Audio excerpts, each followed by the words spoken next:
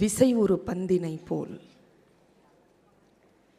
விசை உரு பந்தினை போல் உள்ளம் வேண்டும்படி செல்லும் உடல் கேட்டேன். நசையறு மனம் கேட்டேன். நித்தம் நவமென சுடர்தரும் உயிர் கேட்டேன். அசைவரு மதி கேட்டேன். இதை அருள்வதில் உனக்கெதும் தடையுள்ளதோ எனும் மகாகவி பாரதியின் வார்த்தைகளை முன்வைத்து கண்ணியத்திற்கும் போற்றுதலுக்கும் உரிய இன்றைய தமிழகத்தை கூர்ந்து கவனித்து கொண்டும் வருங்கால தமிழகத்திற்கு முதலமைச்சராக வந்து அமர்ந்து நல்வழி காட்ட இருக்கும் பெருந்தகை செயல் தலைவர் அண்ணன் தளபதி அவர்களே, என்னுடைய தந்தையாக நான் நினைத்து போற்றும் அருமை பெருந்தகை ஜெகத்ரட்சகன் ஐயா அவர்களே, அண்ணன் சேகர்பாபு அவர்களே, சபையிலே இருக்கக்கூடிய மிகப்பெரிய முன்னணி பிரமுகர்களே, அமைச்சர் பெருமக்களே, அண்ணன் சுபவீர பாண்டியன் அவர்களே, மேடையில்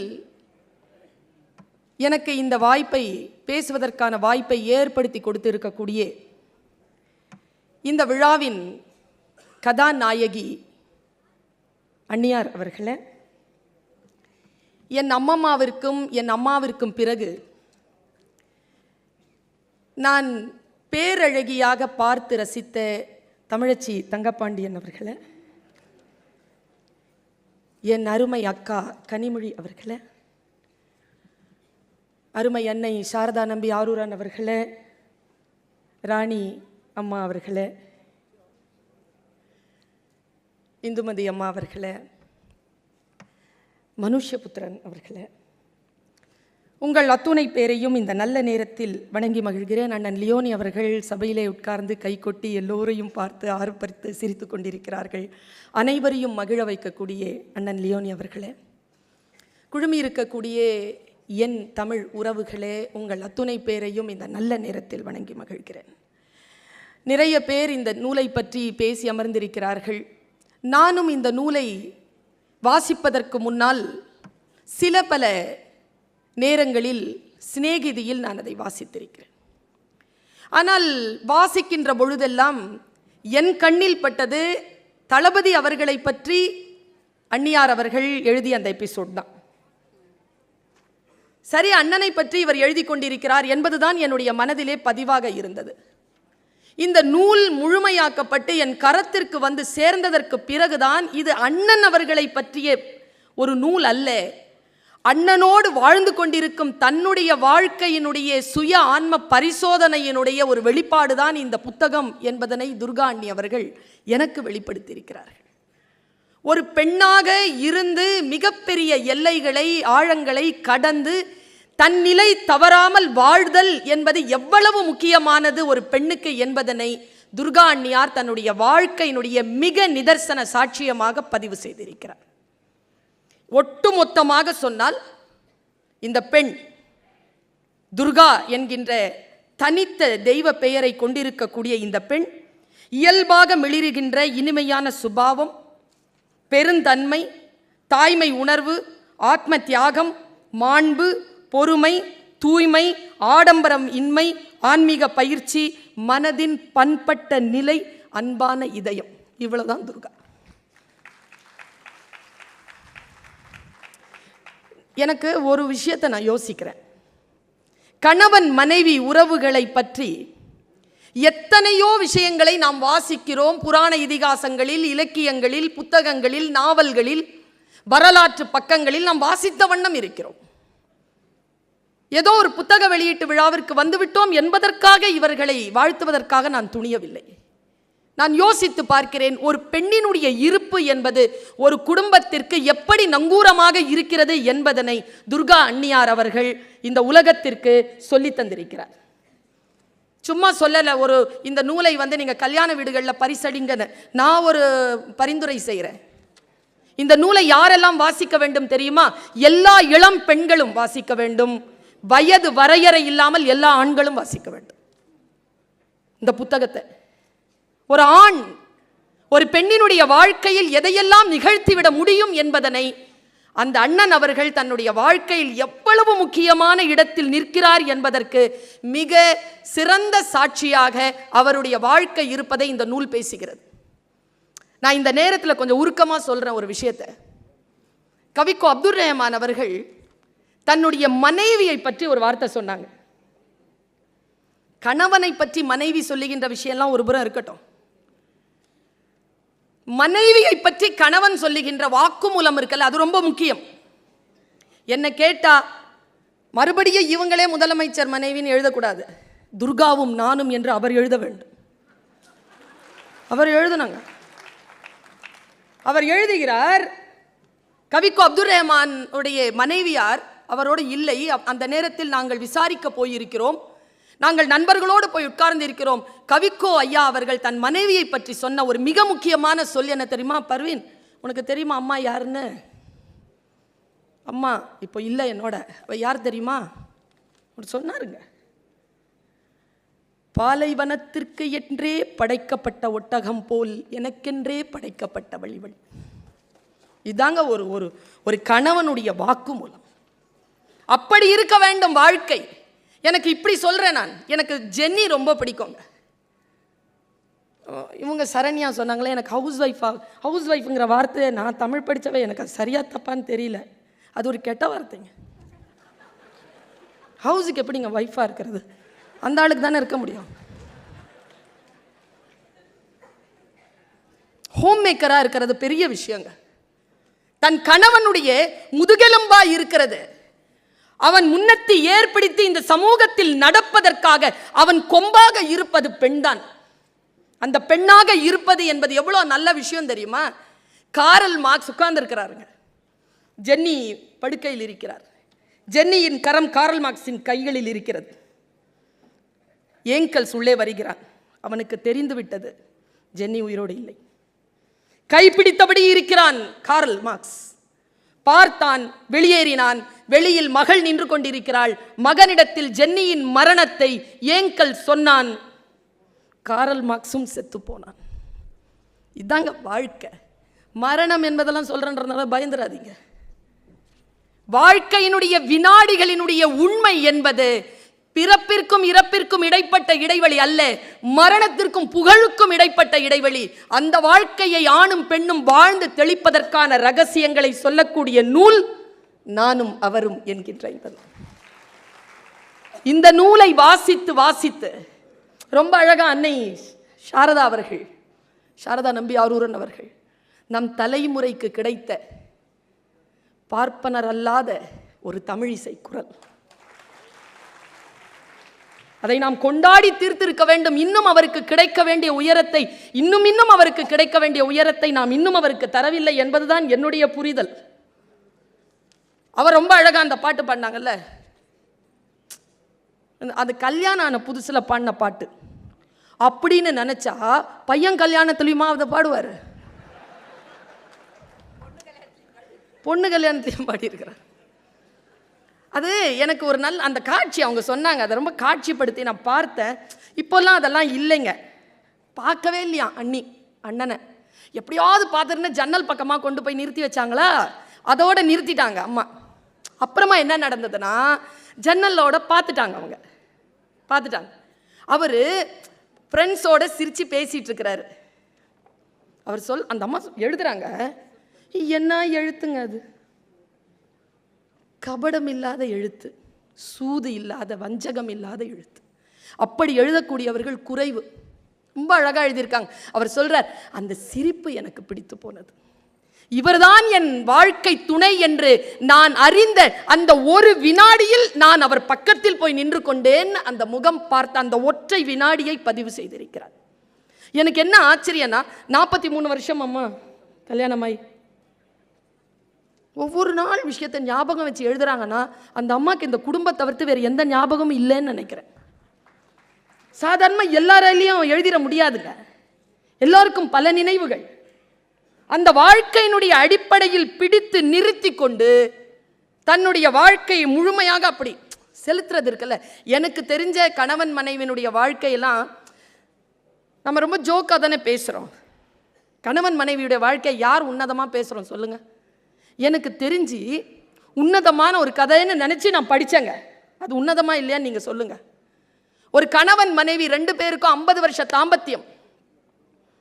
மனைவி எதையுமே மறைத்ததில்லையாம் கணவனிடத்தில், எதையுமே மறைச்சதில்லை. 75 வயசு அந்த அம்மாக்கு. அந்த ஐயாவை கூப்பிட்டு சொல்லிச்சான், ஐயா இங்கே வாங்க, உங்ககிட்ட இது வரைக்கும் நான் எதுவும் மறைச்சதில்லைல்ல, என்னமோ என் மனசு படப்படக்குது, ஒரே ஒரு விஷயத்தை உங்ககிட்ட மறைச்சிட்டேன், அதை மட்டும் சொல்லிடுறேன் யான்ச்சான். அப்படியா, என்னன்னா நான் அந்த பெட்டி இருக்கு பாருங்க, அந்த பெட்டியை எடுங்கன்னு. என்ன பெட்டி? அந்த பழைய பெட்டியா? ஆமாம், அதை எடுங்க. இது என்ன பெட்டி தெரியுமா? தெரியும். நீ கல்யாணமான புதுசில் உன் பாட்டி கொடுத்தான்னு எடுத்துட்டு வந்து வச்சு அந்த பெட்டி தானே? ஆமாம். நான் ஒரு வார்த்தை சொன்னேன், இதில் என்ன இருக்குன்னு என் வாழ்க்கை முழுக்க நீங்கள் கேட்கக்கூடாது, இதில் என்ன இருக்குன்னு கேட்டிங்கன்னா நான் செத்துருவேன்னு சொன்னேன். ஆமாம் சொன்னேன். நான் கேட்டது இல்லையே. அதுக்கு ரொம்ப நன்றி. நீங்கள் அதை திறந்து பார்த்ததே இல்லை இந்த 50 வருஷத்தில். எனக்கு தெரியும், நான் குறி வச்சிருப்பேன் அதில். நீங்கள் திறந்ததே கிடையாது.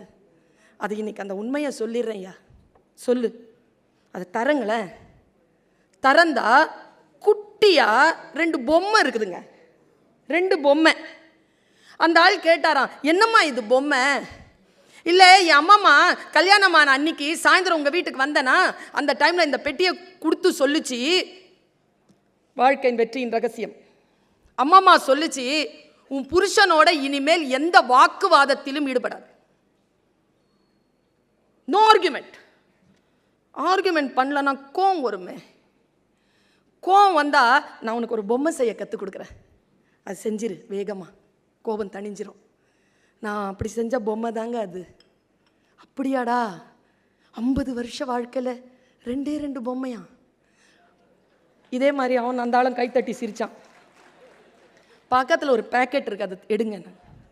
எடுத்தா அதில் 1 லட்சம் ரூபா பணம். நிறைய பொம்மை செஞ்சேன், விற்று காசாக்கி இருக்கிறேன், வச்சு பொழைச்சிக்கோங்கன்னு.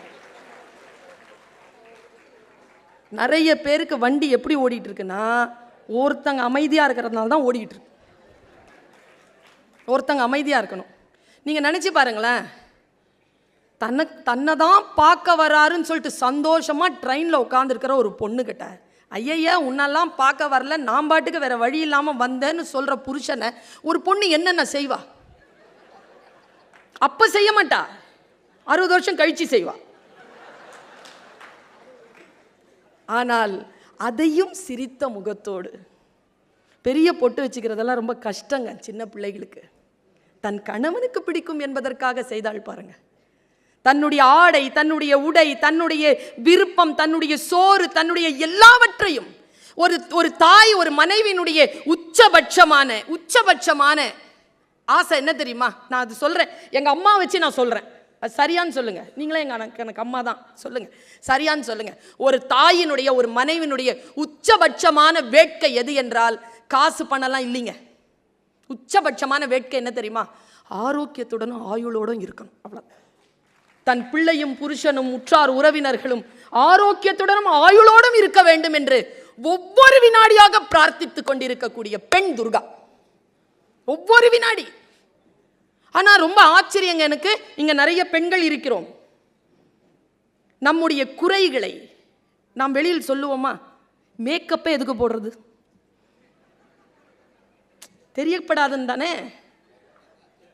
தன் குறைகளை மறைக்கக்கூடிய இந்த சமூகத்தில், இதோ இந்த தமிழகத்தினுடைய மூத்த குடியாக விளங்கக்கூடிய ஒரு குடும்பத்தில் நான் நிற்கிறேன். என் குடும்பத்தில் எந்த ஒளிவும் மறைவும் கிடையாது என்கின்ற நேர்மையோடு தனக்கு நேர்ந்த அவமானங்களையும் வலியையும் நோயையும் கூட வெளிச்சமாக எழுதக்கூடிய ஒரு கண்ணாடி தாளாகத்தான் இந்த நூலை துர்கா அவர்கள் எழுதியிருக்கிறார். வரும் காலம் வேறு எதையும் இந்த குடும்பத்தை பற்றி புனைந்து விடலாகாது என்கின்ற அந்த கருத்தில் இவர் நிற்கிறார். மீனாமுத்தை அம்மா இருக்காங்கல்ல, என்ன பேரழகு பெட்டவங்க, அழகு பாருங்க, எவ்வளோ பியூட்டிஃபுல்லாக இருக்காங்களே. இந்த மனுஷபுத்திரன் சார் மட்டும்தான் அதில் ஆண். இந்த பெண்கள்லாம் கொஞ்ச நேரம் அவர் அந்த பக்கம் தான் போயிருந்தார், மறுபடியும் வந்திருக்கார். அந்த பெண்களுடைய கூட்டத்தை அப்படி வச்சு ஆண்களாகிய இவர்கள் எல்லாம் அரசாளக்கூடிய, ஆட்சி நடத்தக்கூடிய அதிகாரம் படைத்த ஆண்கள் எல்லாம் பெண்களை அப்படி மேடையில் ஏற்றி வச்சு அழகு பார்க்கிற இந்த விஷயம் என்ன கேட்டா தமிழகத்தில், இந்தியாவில் வேற எந்த கட்சிக்கும் கிடையாது, வேற எந்த ஒரு சித்தாந்த அமைப்பிற்கும் கிடையாது. இந்த பெருந்தன்மை அப்படி உட்கார வச்சு பார்க்குறாங்க பாருங்க. இவரை ஏன் தெரியுமா இங்கே உட்காரலாம்? அவரு அதை பதிப்பிச்சவர் அவர் தான். எத்தனை பேருக்குங்க அந்த மனசு வரும்? எத்தனை பேருக்கு அந்த மனசு வரும்? அவருக்கு மனசு வந்திருக்கு. மீனா முத்தையாமா ஒரு பாட்டு எழுதுனாங்க. அந்த பாட்டு படிச்சாங்க. பெண்மை உண்டு, அது ஃபர்ஸ்ட் வார்த்தை ஒன்று சொன்னாங்க, பெண்மை வாழ்க என்று கூத்திடுவோம். டக்குன்னு எனக்கு மனசுல அடிச்சுதுங்க. பாரதியினுடைய பாட்டு அது. ஒரு நாள் பாரதியார் வீட்டில் உட்கார்ந்துருக்காரு, பாரதிதாசன் வந்திருக்கார். உள்ள வரும் பொழுது அந்த ஆள் பால் காய்ச்சிட்டு இருந்திருக்கிறாரு. வீட்டில் செல்லமா இல்லை, முடியல, புகை மண்டலமாக இருக்குது. பாரதிதாசன் சொன்னாரா, ஐயர் நீங்கள் மேலே போயிருங்க, நான் செஞ்சு தரேன். அவர் மேலே போயிருக்கிறாரு, அவர் செய்ய முடியல, அவராலையும் பற்ற வைக்க முடியல அடுப்பை. நேராக மேலே வந்துட்டார். இவர் கீழே இறங்கி மறுபடியும் நீர் இங்கே இரும், நான் பால் காய்ச்சி குடிச்சிக்கிறேன்னு சொல்லிட்டு பால் காய்ச்சி ஏதோ ஒன்று குடிச்சு முடிச்சிருக்கிறாரு. காலையில் எழுந்திரிச்சு வந்தா ஒரே புகை மண்டலமாக இருக்குது, இன்னும் புகை தனியலை. நம்ம மகாகவி படுத்து தூங்கிட்டு இருக்கிறார். அவர் பக்கத்தில் காலியாக ஒரு டம்ளருக்கு கீழே ஒரு பேப்பர். அந்த பேப்பரில் அந்த வினாடியில் பால் காய்ச்சறதுக்கு பட்ட கஷ்டத்தால் எழுதின பாட்டு தான் பெண்மை வாழ்க என்று கூத்திடுவோம். நீங்களாம் எவ்வளோ எழுதலாம். அதனால தான் சொல்கிறேன், அண்ணனே எழுதுங்கள். அதில் நக்கல் இருக்குது தெரியுமா? அன்னைக்கு நான் ஒன்று சொல்கிறேங்க, நான் இந்த புத்தகத்தில் அங்கங்கே தெரிப்புகளை தான் பேசுகிறேன், வாங்கி வாசித்து பாருங்கள். கையை பிடித்து கொண்டு ஒரு நூலுக்குள் அந்த வாழ்க்கைக்குள்ள வர, அது சரண்யாமா சொன்னது மிக இல்லை. இவங்களோடலாம் பழகியே இருக்க வேண்டாம். அந்த புத்தகத்தை படித்தால் அன்றாடம் அவர்களுடைய வாழ்க்கையில் பக்கத்தில் நின்று கொண்டு நீங்கள் சாட்சியாக நிற்கக்கூடியது போல் அந்த புத்தகத்தை படைத்திருக்கிறார். அது ரொம்ப முக்கியம் என்று நான் நினைக்கிறேன். ஒரு வாழ்க்கை வரலாறை எழுதுகின்ற பொழுது தனக்கும் தன் மருமகளுக்கும் இருக்கக்கூடிய ஒரு விஷயத்தை ஒரு மாமியார் இப்படி எழுதுவாங்களா? நம்ம தளபதி ஐயா இருக்கிறாரு, ஒரு மல்டி டேலண்டட் பர்சன். அவருக்கு எழுத தெரியும், பாட தெரியும், நடிக்க தெரியும், சிம்பிள் மேன். எனக்கு எங்க நான் ஆச்சரியப்படுறேன்னா, தமிழகத்துக்கு இவர் தாங்க தலைவராக வரணும், இவர் தான் தலைவராக வரணும். ஏன் தன் மனைவியின் முகம் போல் எல்லாம் சென்ற தலைவர்களின் முகங்களை அமைக்கக்கூடியவர்கள் மத்தியில் ஏங்க வைத்தறிச்சலா இருக்குங்க யோசிச்சா. அந்த அம்மா போய் சிவபெருமான் கிட்ட சொன்னதா ஒரு மீம், ஒரு இது வந்தது ஒரு வாட்ஸ்அப்பில். அந்த சிவபெருமான் கிட்ட அவர் போய் பாருங்க, அவங்க வைஃப் மாதிரிலாம் வச்சுக்கிட்டாங்க, போய் அவங்கள தண்டிங்க சிவபெருமான். நீ போவியா? ஒருத்தர் ஏன் சிலையை வைக்கிறேன்னு சொல்லிட்டு அவர் சிலையை வச்சுட்டு சுற்றுறாரு அப்படின்ட்டு அவர் எழுதுறாராம். விஷயம் தெரிஞ்சவங்களுக்கு புரியும். போலிகளும் தவறான வரலாறுகளை எழுதிவிட வேண்டும் என்று துடிக்கின்றவர்கள் மத்தியில் தனக்கு கிடைத்த ரொம்ப சீயமுடைய பிள்ளைங்க சாதாரண சின்ன சின்ன பதவிகள் கிடைத்தவுடன் மகிழ்ந்து போய் அதை பொறுப்பாக மாற்றிக்கொள்ளுகின்ற அந்த பதட்டமும் அந்த தன்மை அவங்க எழுதும் பொழுது, இவ்வளவு நல்ல மனுஷனாயா நீ அப்படின்னு எங்களை சிந்திக்க வைத்தது உங்கள் துணைவியார். உங்களை மிக நெருக்கமாக உங்கள் நேர்மையை சொன்னது. நான் இளைஞர் செயலாளராக அறிவிக்கப்பட்டிருக்கிறேன் என்று போன்ல சொல்லும் பொழுது அவங்க துள்ளி குதிக்கிறாரு. அவரு இந்த அம்மால அதுவும் ஒரு பொறுப்பு தானே, ஏன் இவ்வளோ கலாட்டா பண்றாரு இந்த ஆளு அப்படின்ற மாதிரி போன் ரிசீவ் பண்றாங்க. ஒரு குடும்பம் இப்படி இருக்குமாங்க? ஒரு சிஎம்முடைய குடும்பம் இப்படி இருக்குமா? அவ்வளவு சிம்பிளான. நான் ஒன்று சொல்றேங்க, இதை நான் டிஎம்கே கிடையாது, எதுக்கு ஓட்டு போடுவேன்லாம் நீங்க கேட்கக்கூடாது. உறுப்பினர் இல்லை நான், ஆனால் டிஎம்கே தான் உறுப்பினர். இவரை எதிர்க்கக்கூடியவர்கள் கூட இவர்தான் முதலமைச்சராக வர வேண்டும் என்பதில் உள்ளத்திலே, ஆன்மாவிலே, உள்ளுக்குள் இருக்கும் சுய சிந்தனையிலே மாற்றமோ மறுப்போ சொல்லிவிட முடியாது. அத்தகைய வரலாறு இந்த புத்தகத்தை எடுத்து பாருங்க. மீசாவில அவர் பட்ட துயரங்களை, அவரை எட்டி உதைக்கிறாங்க, கீழே சாய்கிறார், அவர் மேல சிட்டி பாபு விழுகிறார், சிட்டி பாபு எட்டி உதைக்கிறார்கள், கல்லீரல் நசிந்த அதே இடத்தில் சிட்டி பாபு இருக்கிறார். அந்த மரணம் யாருக்கு வேண்டுமானாலும் வந்து இருக்கலாம். இந்த ஓராண்டு சிறை தான் சொல்றாருங்க. இப்போ உதயநிதி ஏன் வந்து அவ்வளோ சாஃப்டா இருக்கிறாங்கன்னா அதுக்கு காரணம் அந்த அம்மாவுடைய வளர்ப்பு, வேற ஒன்றும் இல்லை. தந்தையை பார்க்கிறார். நல்லா நினச்சிக்கோங்க, நம்ம பிள்ளைகள் நம் சொல்லை கேட்டு வளர்வதில்லை, நம்மை பார்த்து தான் வளர்கிறார்கள். நம்மளை பார்க்குறாங்க. அவ்வளவு ஓராண்டு பட்ட அடி, கிடைத்த அவமானங்கள், இப்படி வளர்ந்து வந்த தலைவர் யாருனே தெரியாமலாம் வந்து உட்காரலிங்க, யாருனே தெரியலைங்க, வந்து உட்காந்துருக்காங்க. திடீர்னு சொல்றாங்க இவங்க தான் முதலமைச்சர்னு. எப்படி இருக்கும்? 6 மாசம் ஆச்சுங்க பேர் மனப்பாடம் பண்றதுக்கு. அவ்வளோ கஷ்டப்பட்டு இருக்கணும் நாங்கள்லாம். நாங்கள் எதிர்பார்க்கிறோம் உங்களை வேறு விதமாக இவர் அடையாளம் கண்டிருக்கிறார், அடையாளம் தந்திருக்கிறார். அதற்காக இந்த புத்தகத்தை படிங்க, அவ்வளோதான் நான் சொல்லுவேன். படிங்க, படித்தா என்ன நடக்கும். இப்படி ஒன்று இருக்குதில்ல, ஒரு கூட்டத்துக்கு போய் நான் பேசிட்டு வரேன், அந்த 75 ரூபாய் கொடுத்துட்டு போங்கிறாங்க ஒரு ஐயா. ஏன்னா நீ பேசின நல்லா இருந்துச்சு, புக்கில் ஒன்றும் இல்லைன்ட்டான். ஆனால் நான் இங்கே பேசுறது 2 பக்கம் தான் பேசிகிட்டு இருக்கேன். 2 பக்கம் இவ்வளோ பேசுகிறேன்னா 800 பக்கம் படிச்சுக்கங்க. படித்தா என்ன நடக்கும்னு சொல்கிறேன். ஒருத்தன் சைக்கிளில் போய்கிட்டு இருக்கான். போய்கிட்டே இருக்கும்பொழுது போலீஸ் பிடிச்சிருச்சு. கூட்டிகிட்டு போய் உட்கார வச்சு காரணமே இல்லாமல் அடிக்கிறாங்க. அவனை அடி வாங்கிட்டு காலையில் எழுந்திருச்சு வீட்டுக்கு வரான். அவன் யாருன்னா கண்ணு மண்ணு தெரியாமல் மனைவி அடிக்கிறவன். அன்னிலிருந்து அவன் மனைவி அடிக்கிறது விட்டான். ஏன்னா காரணமே இல்லாமல் அடி வாங்குறதுனா என்னன்னு அவனுக்கு தெரிஞ்சு போச்சு. இப்படி ஒரு சிறுகதை. இந்த சிறுகதையை படித்தவன் வச்சுக்கோங்களேன், போலீஸில் அடி வாங்காமலேயே பொண்டாட்டி அடிக்கிறத விட்டுடலாமா இல்லையா? அதுதான் புத்தகம் செய்யும். அந்த வேலையைத்தான் இந்த புத்தகம் செய்ய போகிறது. நம் வாழ்க்கையில் நாம் எப்படியெல்லாம், இந்த அம்மாவுக்கு பேர் என்ன தெரியுமா? ஆபரேஷன் பெண்மணியா. இந்த உடலில் ஒரு 2 உயிர்களை தாங்கி 2 உயிர்களை மட்டும் இந்த உலகத்திற்கு கொடையாக தந்த தாய் அல்ல. அந்த உடலை கூறு கூறு போட்டு வெட்டி தள்ளுகின்ற அளவிலே பல நோய்களை எதிர்த்து நின்று இன்றைக்கும் ஆரோக்கியமாக வாழ்ந்து வரக்கூடிய ஒரு பெண். அது அவங்களே பதிவு செய்கிறாங்க. அவர் இருக்கிறாரு, இது ரொம்ப கஷ்டங்க. சாப்பாடு பரிமாறுறது எவ்வளோ கஷ்டம் தெரியுமா? உம்முன்னு சாப்பிடுவாங்க, பார்த்துருக்கீங்களா? பாராட்டவே மாட்டாங்க. அது பார்த்து பார்த்து பரிமாறுறது. இந்த தளபதி அண்ணன் நமக்கெல்லாம் எவ்வளோ நல்லவர். இந்த சாப்பாடு டேபிளில் உட்காந்தாருன்னா எண்ணெய் மிதந்தா சாப்பிட மாட்டாராங்க. எங்க ரசத்தில் எண்ணெய் மிதக்காமல் எப்படிங்க ரசம் வைக்கிறது? காய்கறியை எப்படிங்க பொரிக்கிறது? அவங்க அம்மா சொல்கிறாங்க, ஒரு வேளை சமைக்கிற எண்ணெய் இருக்குல்ல எல்லார் வீட்லேயும், அதை நான் என் குடும்பத்திற்கு 1 மாதத்திற்கு பயன்படுத்தி சமைக்கிறேன். எண்ணெய் மிதந்தா அப்படி வெளியில் அள்ளி எடுத்து அப்படி கொட்டிட்டு அப்புறமா தான் பரிமாறுவாங்களாம். என்ன ஒரு தாய்மைங்க, என்ன ஒரு தாய்மை இது!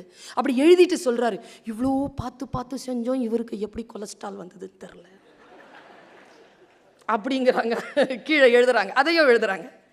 ஆக எந்த நோயும் தன்னுடைய குடும்பத்தை அண்டிவிடக்கூடாது என்பதற்காக பார்த்து பார்த்து எல்லாவற்றையும் செய்து வைத்த இந்த பெண் தளபதி அவர்களுக்கு கிடைத்த வரம். என்ன ஆசீர்வாதம் தெரியுமா ஐயா? தலைவருக்கு கிடைச்ச ஆசீர்வாதம் ஐயா. தலைவருடைய பிள்ளைக்கு வாழ்க்கை சரியா அமையணும், இந்த தமிழகத்திற்கு ஒரு தலைவன் கிடைக்க வேண்டும் என்பதற்காக இயற்கை செய்த அற்புதமான தவ வேள்வியில் கிடைத்த வரம் துர்கா. அப்படி இனிமேல் இந்த பாட்டு பாடுறீங்களா? இனிமேல் இந்த லவ் சாங்லாம் இல்லை. இனிமேல் என்னன்னா 60 ஆயிடுச்சுல, இனிமேல் என்ன சாங்னா, உன்னை கரம் பிடித்தேன் வாழ்க்கை ஒளிமயமானதடி, பொன்னை மணந்ததனால் சபையில் புகழும் கூடுதடி, காலச்சுமை தாங்கி போலே மார்பில் எனை தாங்கி வீழும் கண்ணீர் துடைப்பாய் அதில் என் விம்மல் தனியுமடி.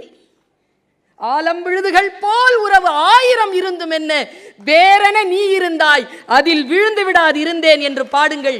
இன்னும் 100 ஆண்டுகள் 2 பேரும் சேர்ந்து அந்த குடும்பம் என்கின்ற கட்டமைப்பை எழுப்பி எழுப்பி எழுப்பி எங்களுக்கு வழிகாட்டுங்கள் என்று சொல்லி வாய்ப்பளித்தமைக்கு நன்றி பாராட்டி விடைபெறுகிறேன். நன்றி, வணக்கம்.